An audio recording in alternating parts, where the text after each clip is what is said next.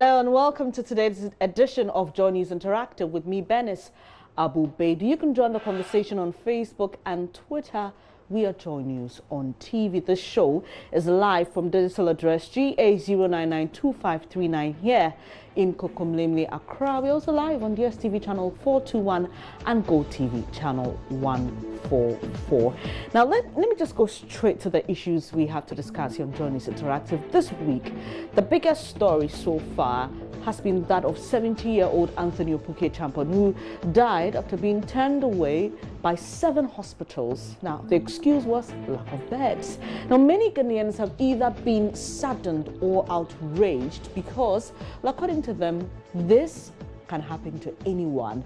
Now, our representatives in the lawmaking house, that's Parliament, have joined the chorus. In fact, the Speaker, Professor Michael Quay, has charged the Health Committee of Parliament to quickly look into the matter. And he's actually suggested that we should look at creating a new law that forbids hospitals or health officials from turning away people with the excuse that there are no beds. And you've been sharing your thoughts with us on this. Let's start with Konu, who says that expand the hospital, provide beds, open the medical schools hospital, that's the University of Ghana Medical School, Bank of Ghana Hospital, okay, you mean the bank hospital, etc. Before you start talking about law. The practice of medicine has laws governing it. Should any hospital accept patients out of pity when there are no beds to nurse them on the veranda, an unfortunate thing happened, nobody will say the hospital did their best, all right? It's something the doctors will agree with you on. The first question will be, why didn't you refer them, if you don't have a bed, to where they'll find one? Now, the relatives of the deceased will rush to the media house that the relative was abandoned on the bare floor. Don't attack the employees for no bed syndrome. Attack the employer. And that Konu Francis Mensah with his suggestion there. And Festus says not only that, deliberate negligence by health workers leading to needless deaths of patients should also be criminalized. So he said, okay, yeah, all right, it's fine if you criminalize people turning others away on the basis that there's no bed, but also look into the issue of negligence. Maybe we should also make that a criminal issue. Thank you, Festus, for your comment.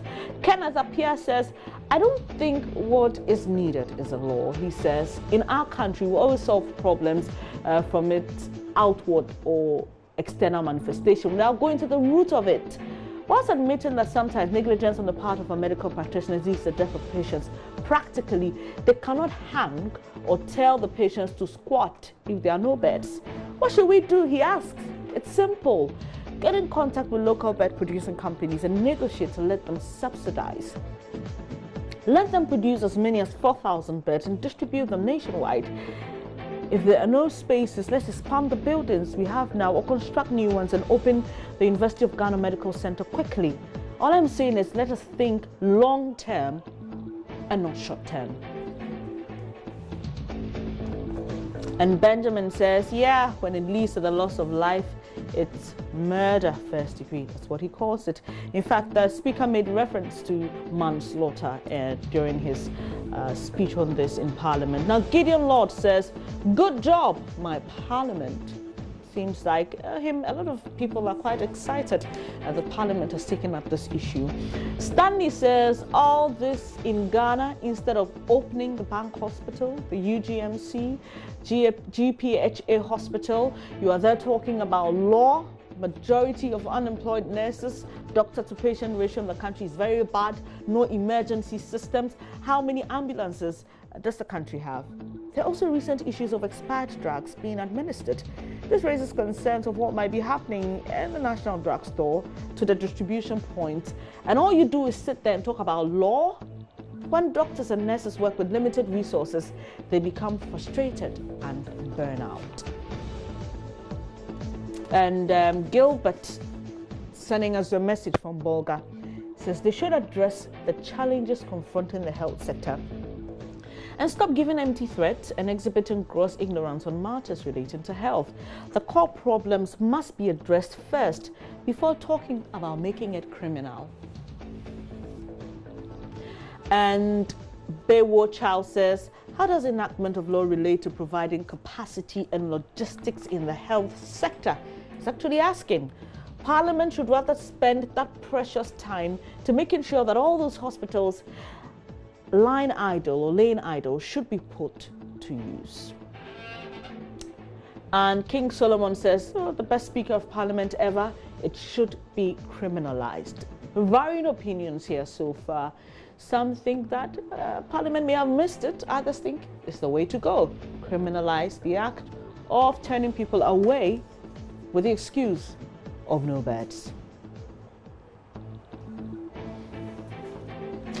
Well, so hopefully, well, I know that a lot of influential people watch the show, so we can also get the message across Parliament. People are saying, yeah, criminalizing it, some agree, but the main issue has to do with the lack of logistics. They think that is what we should be looking at, and also opening the medical facilities that have been opened so far. Now, another issue that a lot of people have been talking about, especially on Facebook, is that row between presidential staffer Louis Carroll and some MPP foot soldiers. Now, Dr. Carroll's comments on a Facebook post actually upset some MPP supporters who, we are told, petitioned the president to dismiss her. Well, on Tuesday, word broke out that Louis Carroll Sewa Donko, policy communication analyst, has been suspended for 30 days. She's also expected to issue a written apology, though we saw an apology from her on Facebook.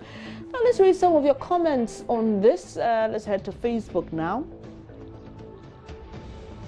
Abraham says, Anas make the man angry. That's what she's trying to say. That's the spirit. I'm just wondering how this relates to the issue of Louis Carroll's suspension. But thanks for your comment. And Devon Balfour says, good step on a wrong foot, you get dismissed. Simple. Interesting. And Sami says, Nanado, His Excellency is a listener. More lessons to respect the foot soldiers. And Ankara Joshua says, yes, that's the spirit towards achieving a strong country. I must say that there are those who disagree, and there's a hashtag, I stand with Carroll, is it? Or I stand with Louis Carroll. But there's a hashtag from people showing support for this suspended presidential staffer. Some believe this is not the way to go, really. But others think it is the way to go.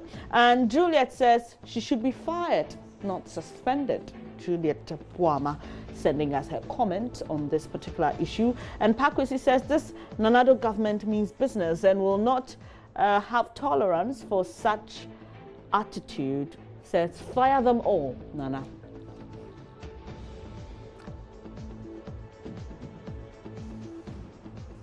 So what do you think?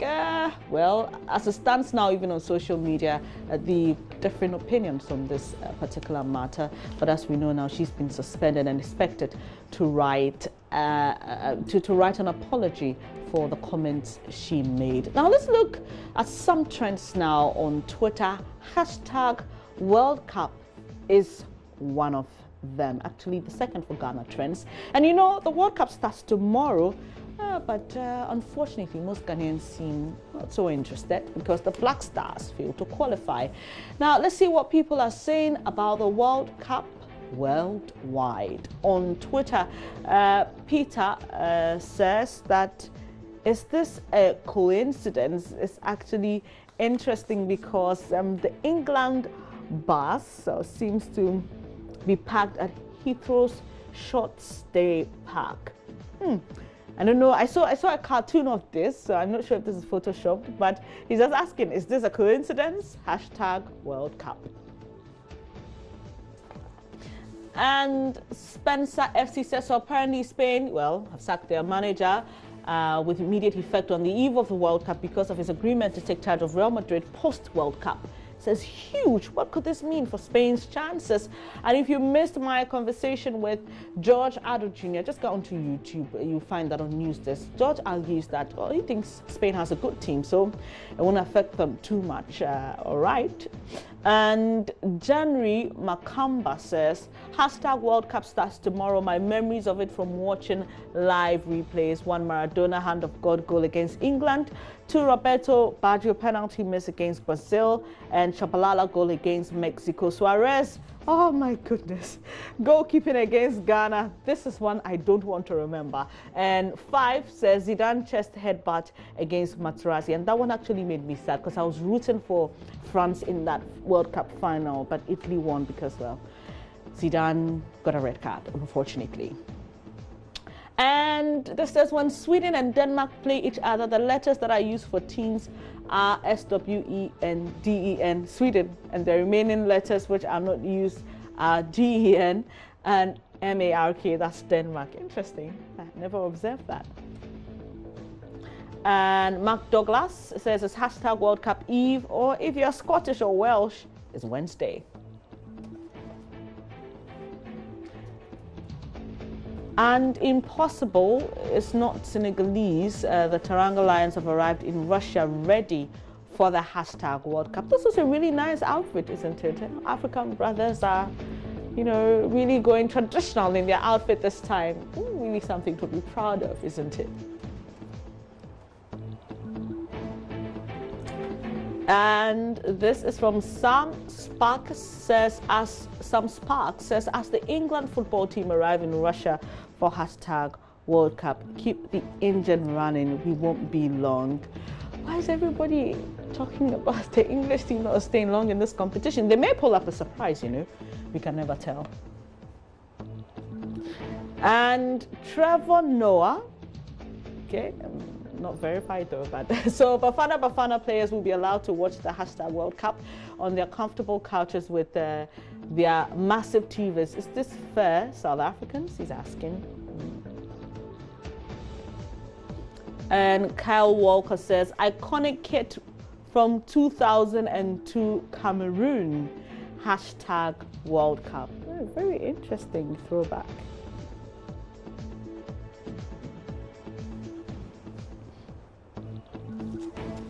So, well, to all my Ghanaian brothers, even though we aren't participating in this year's World Cup, there are other African countries in there. Our best sport as Africans is the quarterfinal stage. So we asked on Facebook, which African team do you think can go farthest this year, and how far do you think they can go? And Kojo Mandela says only Senegal has a chance. He doesn't tell us why, but thanks for your comment, Kojo. And Obotan The Rock says Nigeria will bring the cup home. Won't we all love that? I will definitely love that. I just wish Ghana will make the history first. Joseph says Egypt will win the cup. And Don Marker says Senegal. Okay, so we've had 2 people rooting for Senegal already. Oh, third one. Nimako says Senegal, but we'll go to the quarterfinal. This is from one John Ajekum Kufuor, not former president. This one says Senegal, round of 16. Abdullah says Nigeria. He thinks they'll reach the quarterfinals. And Asimu Press says Kenya.